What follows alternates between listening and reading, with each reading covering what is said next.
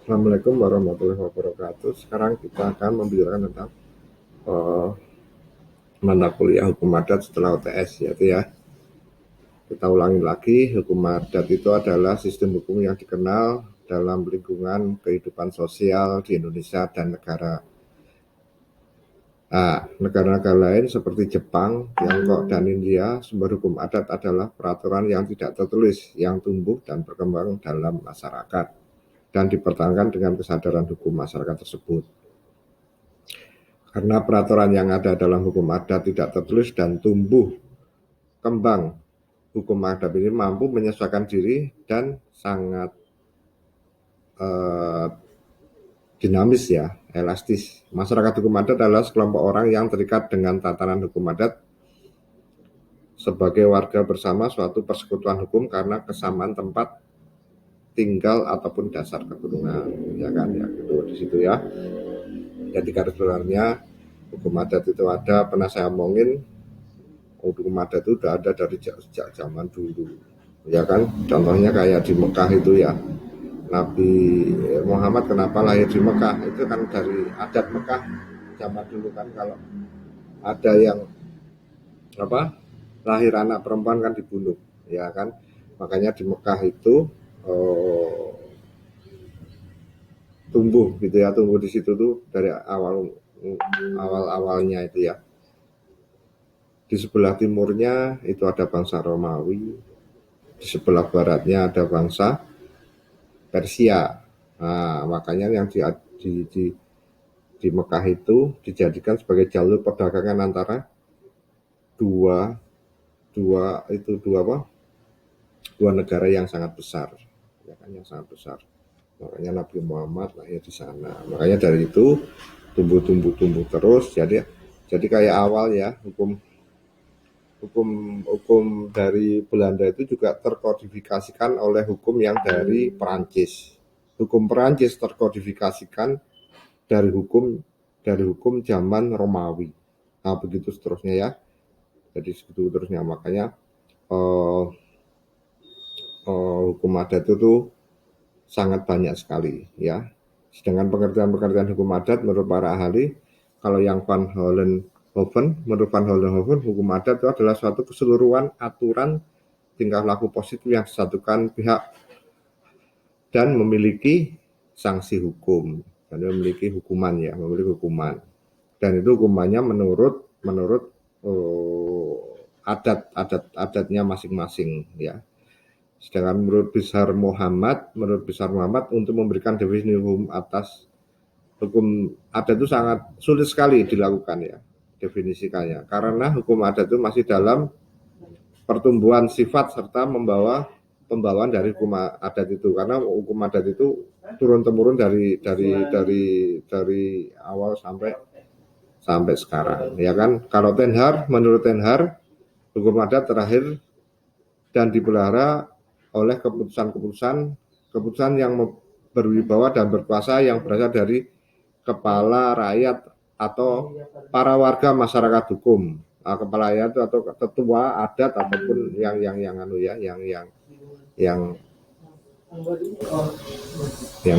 ya. Sedangkan menurut Tenhar, hukum adat terakhir dan dipelihara oleh keputusan yang berwibawa dan berkuasa yang berada dari kepada rakyat, para warga masyarakat hukum. Jadi masyarakat hukum itu ada ya. Sekarang menurut Sujono Sukanto, hukum adat adalah sangat kompleks sekali hukum adat ini ya, yang tidak dikitabkan ataupun tidak dikodifikasikan, bersifat paksaan dan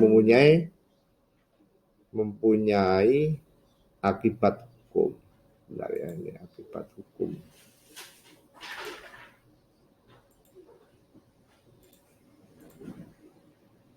Ya. Sedangkan masih banyak sekali ya, Supomo dan Hasairi. Hukum yang mengatur tingkah laku manusia Indonesia dalam hubungan satu dan lainnya, baik itu merupakan keseluruhan kebiasaan, kesusilaan yang benar-benar hidup di masyarakat adat karena dianut dan dipertahankan oleh anggota masyarakat itu sendiri, ataupun yang merupakan keseluruhan peraturan yang dapat mengakibatkan sanksi atau hukuman atas pelanggaran yang ditetapkan oleh penguasa dari adat-adat tersebut ya, setempat atau tersebut ya. Sedangkan menurut Profesor Joyo Diguno, hukum adat adalah hukum yang tidak bersumber kepada peraturan-peraturan. Jadi hukum adat itu berdiri sendiri ya, jadi berdiri sendiri. Jadi tidak ada namanya peraturan-peraturan. Sedangkan dari Van Vollenhoven, hukum adat itu adalah hukum yang tidak bersumber kepada peraturan-peraturan yang dibuat oleh pemerintah Hindia Belanda dahulu atau adat-adat kekuasaan lainnya yang menjadikan sendi dan diadakan sendiri oleh dari kekuasaan Belanda yang dahulu ya.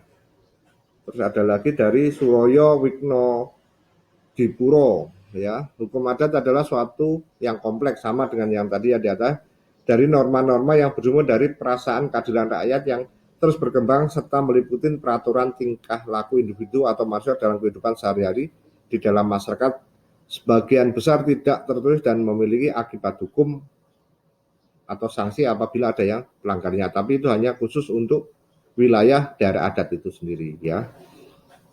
Hasairi, menurut Hasairi, kaedah-kaedah kesusilaan yang sebenarnya telah mendapatkan pengakuan umum dalam masyarakat itu dibuktikan dengan kepatuhan terhadap kaedah-kaedah tersebut.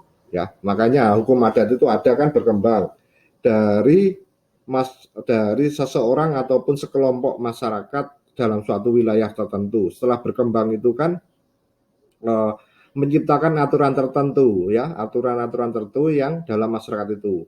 Nanti kalau lama-kelamaan itu bisa menjadikan hukum nasional ataupun tetap menjadi hukum adat. Makanya hukum-hukum nasional itu yang ada di Indonesia itu salah satunya tuh berasal dari hukum adat. Gitu, ada hukum adat itu. Ya. Sedangkan ciri-ciri hukum adat adalah lisan, yang artinya tidak tertulis ya, tidak tertulis. Yang kedua tidak sistematis, jadi tidak teratur ya, tidak teratur. Jadi harusnya kan teratur, ini tidak sistematis dan menyesuaikan dengan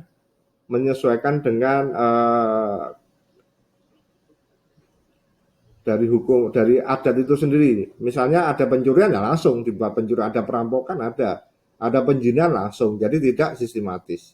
Ya, tidak berbentuk kitab ataupun buku. Tidak teratur. Nah, pengambilan keputusan tidak menggunakan pertimbangan. Kadang-kadang kalau ada yang mencuri, sama-sama mencuri ayam, mungkin kadang-kadang hukumannya juga akan berbeda. Nah, itunya kayak gitu ya, ciri-ciri hukum adat itu kayak gitu. Sedangkan unsur-unsur hukum adat adalah adanya tingkah laku yang terus-menerus dilakukan oleh masyarakat. Tingkah laku tersebut teratur dan sistematis serta memiliki nilai yang sakral. Ya kan, unsur-unsurnya salah satu. Terdapat keputusan dari kepala adat atau tetua suku atau yang memang dianukan ya. Terus yang ketiga adanya sanksi hukum apabila ada yang melanggar. Tidak tertulis, ditaati oleh masyarakat, ya kan?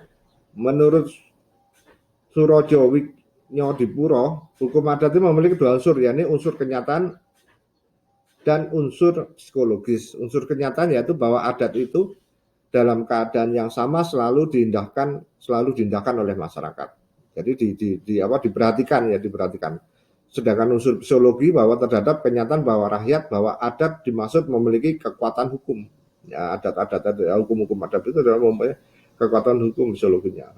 Contoh hukum adat yaitu terdapat banyak hukum adat yang diterapkan di setiap daerah di Indonesia. Ya, salah satu contohnya adalah hukum adat yang ada di Papua. Diberlakukan pada seorang yang mengakibatkan seseorang meninggal dunia dalam kecelakaan, yaitu diganti rugi dengan uang dan ternak babu. Ya, babu itu ternaknya yang memang sesuai dengan yang diternakkan oleh orang tersebut ya. Jumlah yang diminta dalam ganti rugi relatif besar sehingga dapat dipastikan akan memberikan pelaku untuk membayar ganti rugi dalam bentuk kas dan juga ternak babi ya dan lain sebagainya. Makanya jangan sampai Beda sama hukum-hukum yang ada di hukum di Indonesia. Kalau hukum kita langsung dipenjara, tapi kalau ini tidak. Tapi dengan ganti rugi itu, ganti ruginya sangat besar sekali, sehingga membuat orang itu kadang-kadang itu jera atau membuat langsung bangkrut ya. Nah, gitu ya. Makanya hukum adat itu di setiap wilayah, di setiap daerah itu sangat-sangat berbeda. Ya, mungkin itu aja dulu dari saya. Ada kurangnya minta maaf, ada lebihnya monggo dicermatin aja ya. Assalamualaikum warahmatullahi wabarakatuh.